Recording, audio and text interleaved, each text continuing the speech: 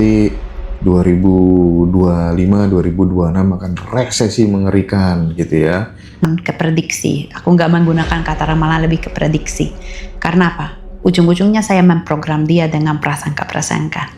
Saya pasti mereka akan ceritakan, oh Agi kemarin sebenarnya udah bocor sedikit-sedikit. Nah, tapi ya tidak untuk umum. Jadi itu memang harus dekat sama saya supaya bisa mendengar. Lihat, sebenarnya hal yang sangat-sangat sederhana itu bisa menjadi kunci yang sangat-sangat evolusioner di dalam perkembangan kita, bagaimana kita menjaga keselarasan.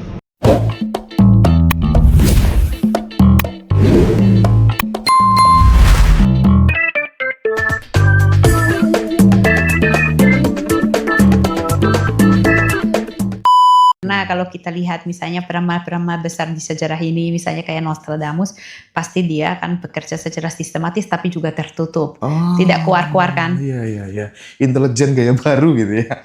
Iya, karena seketika kita bicara tentang ilmu rahasia, pasti kan akan membutuhkan satu sedikit ketertutupan. Yang kedua, pasti juga tidak dibuka untuk semua orang. Saya menemukan kembali semacam keselarasan antara ya tubuh, pikiran, rasa. Melalui apa? Habit, kebiasaan kecil yang dibangun di setiap hari. Jadi apa itu bagi Anda apa? Olah pikir dengan cara tertentu, modalitas tertentu, exercise spiritual tertentu. Sekecil apapun itu dipegang setiap hari. Karena saya melihat sebenarnya hal yang sangat-sangat sederhana itu bisa menjadi kunci yang sangat-sangat evolusioner di dalam perkembangan kita, bagaimana kita menjaga keselarasan. Kita melihat daun yang gugur jatuh dari pohon gitu, terus kemudian kan kita bisa memaknai, oh begitu pula dengan manusia, suatu saat tidak hidup terus, mati. Nah, jangan-jangan memang kitab suci leluhur kita tidak dituliskan lewat terbatas di kata-kata, tapi juga alam juga bisa dilihat sebagai kitab, betul. Alam semesta ini menjadi kitab yang nyata gitu ya. Iya, ada semua hal, siapapun yang hadir di depan kita, Mas Hendra, Agi, atau siapapun yang kita bertemu ya juga memberi kita kesempatan untuk kita menafsir ulang bagaimana relasi antara aku dan kau, antara aku dan Tuhan. Tanhana Dharma Mangrowa itu tadi kalimat yang belum lengkap. Jadi ya itu memang idealnya di dimensi di mana semua itu menunggal. Tapi selama kita ada di sini, di mana bisa dikatakan realitas kita itu terpecah belah. Dan kita masing-masing individu punya fragmen kebenaran ini yang di dalam relativitasnya sama-sama sah. Nah itu Tanhana Dharma Mangrowa ini belum bisa menjadi sesuatu yang kita capai di sini. Nenek moyang sangat menyadari hal tersebut, makanya tidak mengharuskan orang di luar dirinya. Kamu harus juga berpikir seperti saya. Iya. Itu mungkin ya nenek moyang kita. Toleransinya di situ, memahami keterbatasan interpretasi masing-masing individu.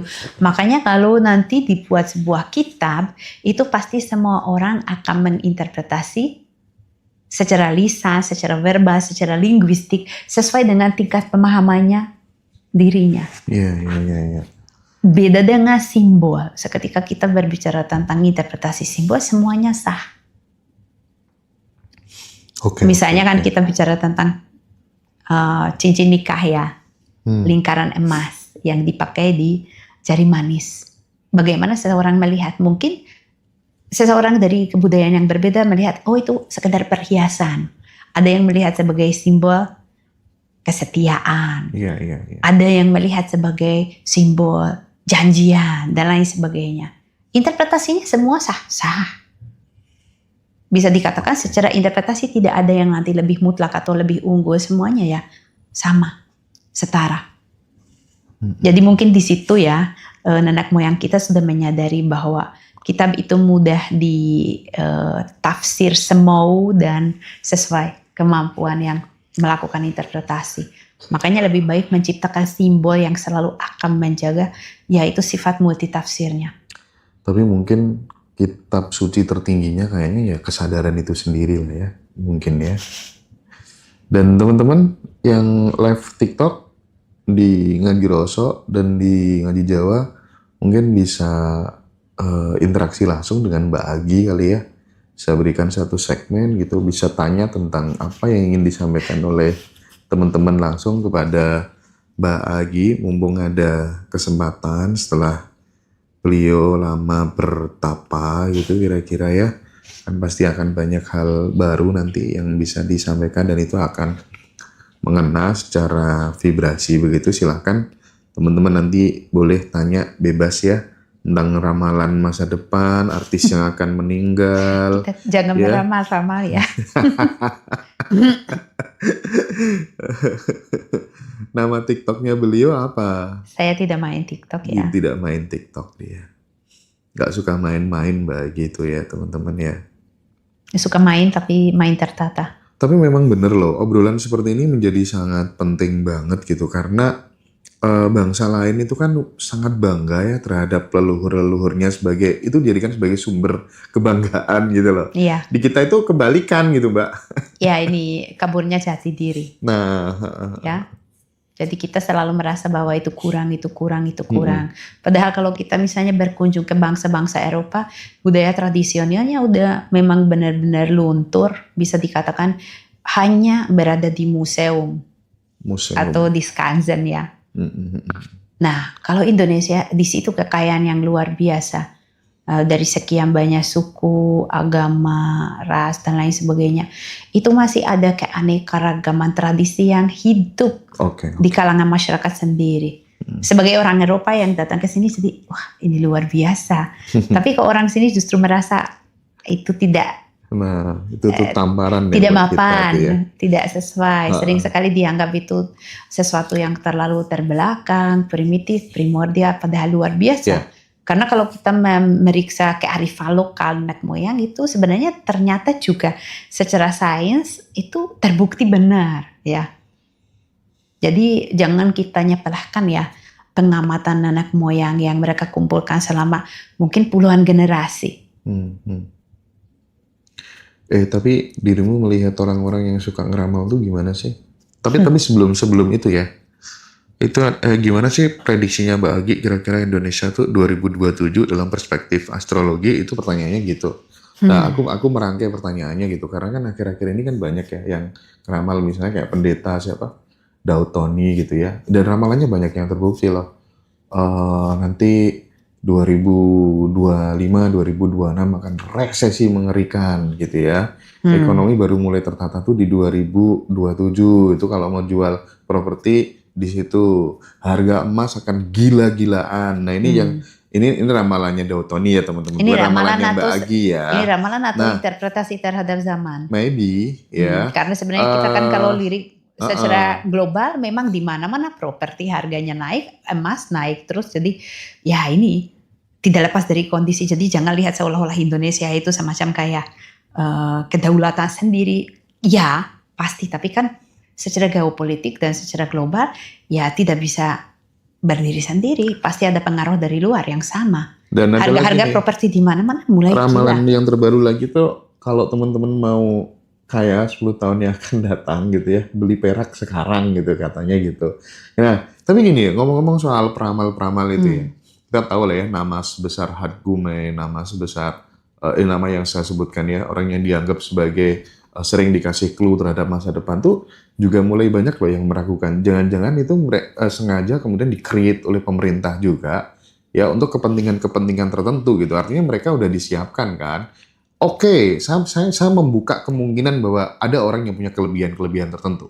Tapi terkadang setelah itu kemudian dijadikan sebagai alat oleh pemerintah gitu ya, kasih bocoran. Tapi yang akhirnya menjadi tren dan akan diikuti orang dan akhirnya jadi kejadian. Bagaimana Mbak? Programming, iya jelas. Karena kalau kita lihat misalnya peramal-peramal besar di sejarah ini, misalnya kayak Nostradamus, pasti dia akan bekerja secara sistematis tapi juga tertutup, tidak keluar-keluar kan? Iya. Intelijen gaya baru gitu ya.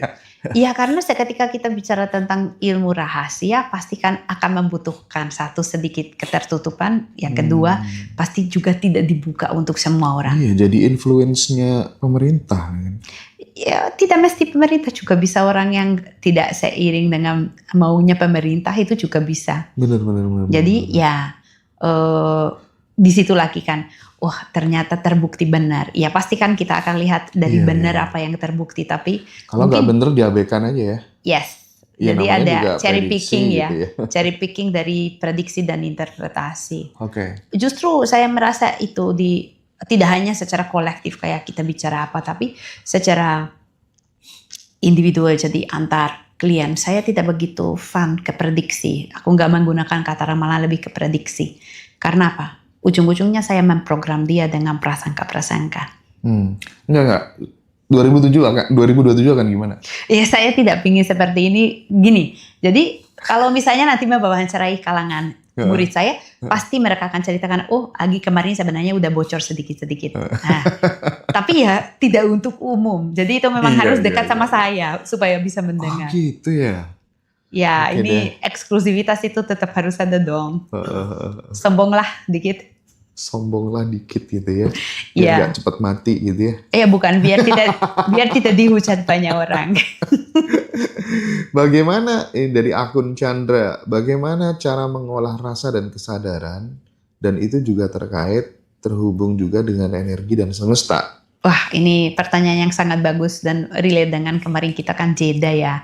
Mas Hendra juga jeda dengan cara tertentu, dijedakan alam ya. Benar. Jadi saya menemukan kembali semacam keselarasan antara ya tubuh, pikiran, rasa melalui apa? Habit, kebiasaan kecil yang dibangun di setiap hari. Jadi apa itu bagi Anda apa? Olah pikir dengan cara tertentu, modalitas tertentu, exercise spiritual tertentu. Sekecil apapun itu dipegang setiap hari. Karena saya melihat sebenarnya hal yang sangat-sangat sederhana itu bisa menjadi kunci yang sangat-sangat evolusioner di dalam perkembangan kita, bagaimana kita menjaga keselarasan. Jadi ya saya tidak mau mendikte Anda menggunakan modalitas apa, bagi Anda cocoknya apa, ya itu ditekuni setiap hari. Dari akun D, apa urgensi action yang mesti kita lakukan agar Indonesia bisa damai dan harmoni, Mbak? Asal masyarakatnya masing-masing itu damai dan harmoni, semuanya akan damai dan harmoni kan. Iya. Lord Lendah, harga tanah turun drastis sekarang Mas Hendra, prospek usaha tahun ini bagaimanakah gitu. Oh iya, teman-teman kalau butuh tanah-tanah murah hubungi saya. Banyak dan bagus-bagus, ada yang di pinggir laut, ada yang di gunung, ya pokoknya bagus-bagus dan murah-murah. Tapi gini, pertanyaannya Ini bukan soft selling. Prospek usaha bagus bagi. Aku ada referensi tanah-tanah bagus-bagus dan terhitung murah. Oke, soft selling. Harga tanah, prospek usaha tahun ini bagaimanakah? Waduh, tulen ke rumahnya Mbak Azi bawa gula kopi ya. Ya, prospek usaha tahun ini memang belum akan terlalu bagus. Ya itu sudah bisa dilihat dari segala bidang. Cuman saya selalu berusaha memberi keyakinan untuk teman-teman. Oke? World's economy is not your economy. Oke, jadi apapun yang terjadi di luar kita, kalau kita merefleksi ke zaman, terjadi kelaparan, terjadi famine, terjadi krisis keuangan, tapi selalu ada golongan tertentu Setuju. yang baik dan naik. Benar. Nah, jadi kita jangan terlalu dibatasi oleh premis-premis dari luar. Oh, tahun ini usaha itu susah. Kita dengar seperti itu, akhirnya semangat Anda, daya cipta Anda, kreativitas Anda, energi Anda otomatis turun. Wah, nggak ada gunanya.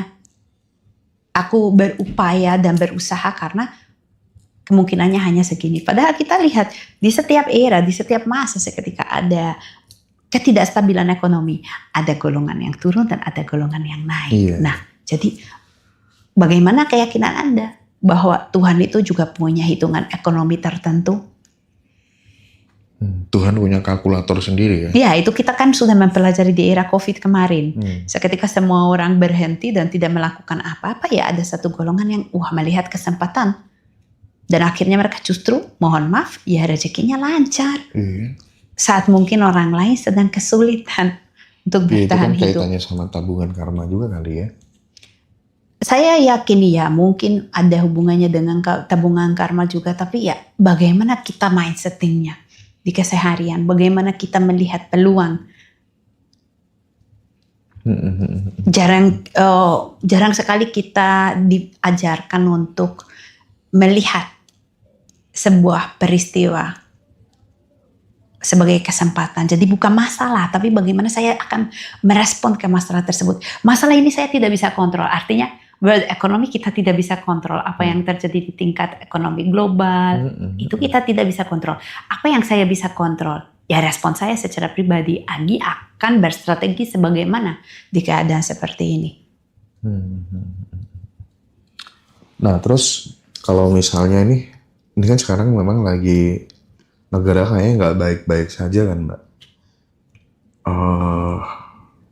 Dalam kondisi seperti ini juga ada prediksi bahwa suatu ketika nanti kita akan mengalami krisis pangan gitu ya. Nah maka sebenarnya apa nih yang bisa kita kerjakan mulai dari sekarang, karma-karma baik apa yang bisa kita lakukan supaya kemudian ya kita nggak terlalu kena dampak yang negatif sebagaimana cerita 2020 banyak orang yang secara ekonomi turun tapi tidak sedikit justru yang malah down. Ya ini memang sistemnya sangat fragile sekarang problematikanya.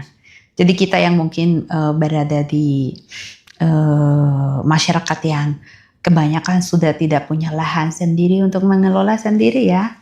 Hingga selalu uang yang dipakai untuk tolok ukur kemapanan. Ya, sedangkan kan ada mungkin petani yang secara pendapatan uang dia di bawah ya seharusnya per kapita berapa, tapi dia punya ayam, dia punya sawah, dia punya ayam yang bertelur hingga ya udah tidak dapat misalnya 10 US dollar sehari pun dia bisa bertahan hidup. Nah ini. Artinya gini, ini menarik bahasanya. Artinya nih bagi sahabat-sahabat yang lagi punya uang akan menjadi sangat bagus ketika kemudian investasi di tanah khususnya tanah-tanah yang murah yang bisa ditanami padi sendiri terus kemudian ngelola misalnya kayak ya ayam-ayam kampung segala macam ternak itu akan menjadi jawaban tantangan masa depan. Paling tidak kan bisa bertahan hidup seketika misalnya sistem ekonomi kolaps amit-amit ya. Karena pada akhirnya seketika misalnya uang itu mengalami inflasi yang terlalu cepat hingga benar-benar tidak berharga, kita mau makan apa? Iya juga ya. Kertas itu tidak bisa dimakan ya. Dan misalnya kita punya tabungan emas, tapi tidak ada yang bisa beli karena daya beli tidak ada. Mau ditukar kemana ya? Ya itu, tapi kita tetap butuh makan. Nah jadi saya melihat di sini sekarang banyak sekali upaya yang bagus. Justru dari pihak non pemerintah, jadi banyak sekali orang dari sektor swasta mulai menyadari, bahkan pribadi. Ya bahkan pribadi bahwa sebenarnya kita bisa jalan tanpa pemerintah. Gila ya, jadi akar rumput sekali dan mereka menguatkan komunitas-komunitas di desa lokal, bagaimana kembali ke swadaya pangan. Dia memberikan cara beternak yang simple, yang mudah, yang bisa semua. Nah ini sangat-sangat inspiratif dan kembali ke tatanan yang memang pasti akan ada di setiap masa karena butuh. Makanan itu pasti butuh, air bersih itu butuh. Jadi gimana kita kembali ke kesadaran itu sebagai masyarakat dan sebagai komunitas misalnya di masing-masing desa untuk mengelola barang. Karena itu adalah sumber keberlangsungan kehidupan kita bersama. Terima kasih Pak Bayu Diningrat ya. Jadi Pak Bayu Diningrat itu juga sama. Dia keliling Indonesia untuk mengeduket masyarakat supaya cerdas di dalam beternak, pertanian, dan itu ilmu-ilmu yang luar biasa sih. Itu simbol perlawanan terhadap elit. Ya, simbol perlawanan dan juga sebenarnya sarana bertahan. Ya, supaya kita seketika sistem yang sedemikian fragile, sedemikian rapuh itu kolaps, tetap ada satu fondasi yang tidak hancur. Jadi paling tidak kan masalah sandang pangan itu masih kecukupan atau tercukupi. Saya justru di 3 bulan terakhir selama bertapa justru dihubungkan dengan banyak sekali orang dari pihak swasta maupun pribadi yang bergerak di bidang yang sama. Gila, ternyata di sekeliling kita masih banyak sekali orang yang punya idealisme untuk memperjuangkan kedaulatan negara. Gila ya.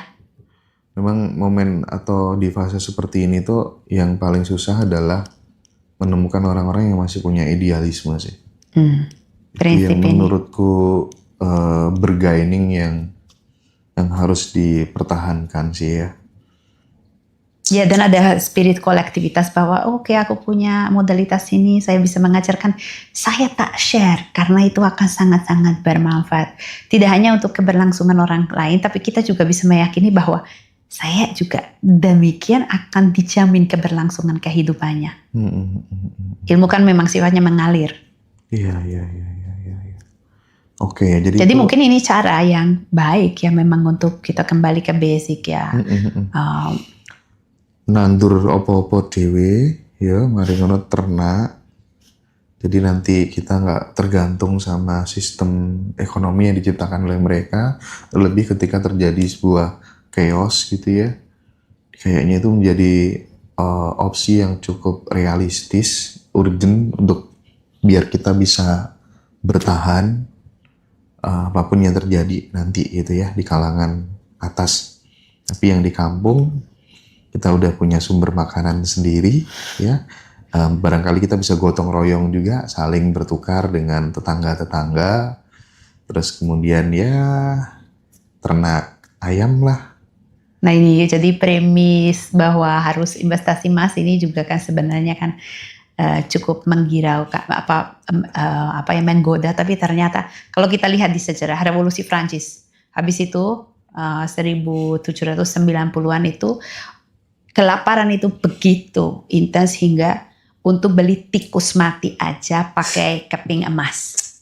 Nah ini, jadi emas itu juga di satu kondisi tertentu tidak Iya bisa sih. dijual karena tidak ada yang punya daya beli. Nah dan saat itu akan dipakai untuk apa? Ya bener sih. Orang sekarang nyetak aja susahnya bukan main. Jadi mungkin ini ya kedaulatan pangan, swadaya pangan, terus kembali lagi ke komunitas-komunitas, membangun ulang komunitas-komunitas desa yang swadaya. Jadi apapun yang terjadi di luar itu mungkin tidak terlalu akan berdampak ke keberlangsungan kehidupan mereka. Nah Iya, ini iya, kemerdekaan yang sesungguhnya. Ini orang Belanda kah? Yo, wong Londo iki. Penjajah. Mohon maaf saya bukan orang Belanda. Kedua, saya bangsa Hongaria dan Hongaria tidak pernah menjajah bangsa Iya, lain. Ini kebanggaan saya selama ini sebagai orang Hongaria yang tinggal di Indonesia. Jadi negara saya juga sering dijajah oleh kepentingan pertama kali Mongol, ya, terus kemudian Turki, Osman, terus kemudian Habsburg, Austria, kemudian komunis Uni Iya. Soviet. Jadi saya selalu di sisi seperti Indonesia dijajah bukan menjajah. Mbak, tapi bener loh, omongan tadi tuh, yang sekarang udah mulai familiar orang-orang yang bertahan hidup atau menikmati hidup lah, lebih tepatnya slow living lah ya, Slow living. tanpa kemudian bergantung dengan yang namanya uang. Jadi dia menciptakan di pekarangan rumahnya sayur-sayuran sendiri, terus kemudian itu banyak yang kayak gitu mulai sekarang gitu. Iya, itu sebenarnya kesadarannya di Barat sudah mungkin di 20 tahun terakhir ada. Barat Jadi udah gitu ya? ada movement kebun. Oh. Jadi bahkan orang-orang yang tinggal di perkotaan di apartemen tapi punya mungkin kayak teras kecil mini, Iya. itu mereka tanam apa saja yang bisa. Oke, Satu untuk oke. lucu-lucuan, untuk menenangkan pikiran, hobi, Healing ya? healing biar ada mungkin unsur alam meskipun mereka ada di tengah perkotaan. Yang kedua juga untuk ya biar mereka punya daya atas apa yang mereka konsumsi, jadi mengolah. Bahkan sampai di Eropa sekarang banyak yang di atap-atap rumah malah peternakan lebah. Ya karena ini kan krisis lebah di seluruh dunia karena penggunaan pestisida, jadi lebah hampir punah. Nah kalau lebah punah ya kita tidak akan makan. Jadi banyak yang berusaha konservasi dengan cara tersebut. Nah Mbak, ini mungkin terakhir ya. Kan banyak orang sekarang tergiur sama yang namanya kripto. Sama yang namanya Bitcoin, Ethereum, dan lain sebagainya. Nah, ada prediksi yang meyakini bahwa next crypto itu adalah air bersih. Oh iya, air itu mineral. jelas. Itu jelas. Ketika kemudian itu nanti akan benar-benar kejadian, Sudah kejadian sebenarnya. mulai sekarang apa yang perlu kita lakukan? Khususnya teman-teman yang punya uang. Kalau di Jawa Barat kan udah oke nih. Tanah-tanah yang sekiranya sumber-sumber air itu udah diamankan semua sama pemerintah Jawa Barat gitu. Problematika, nah ini pemerintah atau swasta? Karena problematikanya kita lihat di Indonesia pun, sekarang kita tidak usah menyebut merek, tapi misalnya di dekat sini aja, Jawa Tengah ada sumber air dengan debit yang sangat besar, dan itu sudah mungkin 10 tahun terakhir miliki salah satu ya vendor air minum kemasan yang paling terkenal. Apa itu? Ya nggak usah menyebut merek, nanti kita kena sanksi. Jadi ya ini, sebetapa mudah kita melepaskan sesuatu yang sangat-sangat urgent untuk bertahan hidup, yaitu sumber daya air. Misalnya kalau di negara saya di Eropa, Hungaria juga sebagian udah diprivatisasi, artinya sudah tidak dikelola pemerintah tapi swasta. Swasta ini yang mungkin misalnya perusahaannya notabene internasional. Jadi satu saat terjadi misalnya krisis air di Eropa yang di terakhir 2 tahun memang musim panasnya sangat-sangat kering. Nah itu bisa saja mereka mengalihkan ke negara mereka airnya. Dan misalnya negara saya jadi tidak memiliki air itu. Nah ini sesuatu hal yang kita bisa juga melihat dari konflik Gaza tahun 80-an 90-an. Itu pun perang itu selalu terjadi apa yang direbut tempat dengan sumber air. Sesederhana itu, karena kan gak ada hidup tanpa air. Ya makanya sampai di Malaysia itu kan ya, air kotor kayak gitu tuh diolah lagi. Diolah, gitu. ya betul. Nah di situ kita tidak begitu peka atau sadar sebagai bangsa Indonesia yang sudah tumbuh besar dengan air itu selalu berlimpah. Tapi kalau orang kampung bisa bikin sumur sendiri lah ya. Ya tergantung tempatnya. Misalnya Iya tempat sih, saya mau bikin sumur ya Iya berapa sih. ratus meter sampai bor ke bawah, ya ini. Jadi pengelolaan air itu memang sesuatu hal yang mungkin akan jadi kayak kita kembali ke sistemnya kakek nenek dulu. Saya kecil dulu itu air hujan aja ditampung Iya. di musim panas supaya bisa siram. Jadi ini ya mungkin satu hal yang juga tips untuk teman-teman, carilah lahan di mana ada sumber air atau bisa ada sumur. Iya, yang ada air terjunnya ya teman-teman ya. Air terjun paling tidak. Ada tuh tanah di Bali ada air terjunnya. Hubungin saya nanti ya. Ya nanti terus air terjun di Bali terus dicor, di beton, lama-lama tidak ada airnya. Jadi ini sebenarnya problematikanya adalah karena setiap manusia pastikan sekarang cari jurus jitu untuk survive. Padahal jurus jitu survive itu adalah satu di kolektivitas, kebersamaan. Jadi kita membagi masalah bareng, kita mengatasi masalah bareng, jadi masa depan yang cerah miliki bareng. Nah di sini masyarakat mungkin masih masing-masing individu cari survive-nya sendiri ya. Amankan tanah-tanah yang punya sumber air ya teman-teman, yang lagi pegang duit gitu untuk masa depan anak cucu kita supaya nggak diprivatisasi sama swasta gitu ya kira-kira ya. Bisa dikatakan. Pejabat-pejabat mudah-mudahan juga kebuka telinganya untuk ngambil keputusan yang emang benar-benar pro terhadap masyarakat, terhadap sementara rakyat. Aku belum berharap terlalu tinggi. Oh gitu ya. Masih mungkin peralihannya masih lama. Masih lama ya. Oke lah ya. Baik, Bagi matur suwun sangat ya sudah meluangkan waktu. Terima kasih juga. Mohon maaf kalau ada kesalahan atau kekurangan ya. Sukses selalu, sehat selalu dan teman-teman semuanya. Sampai jumpa di episode selanjutnya ya.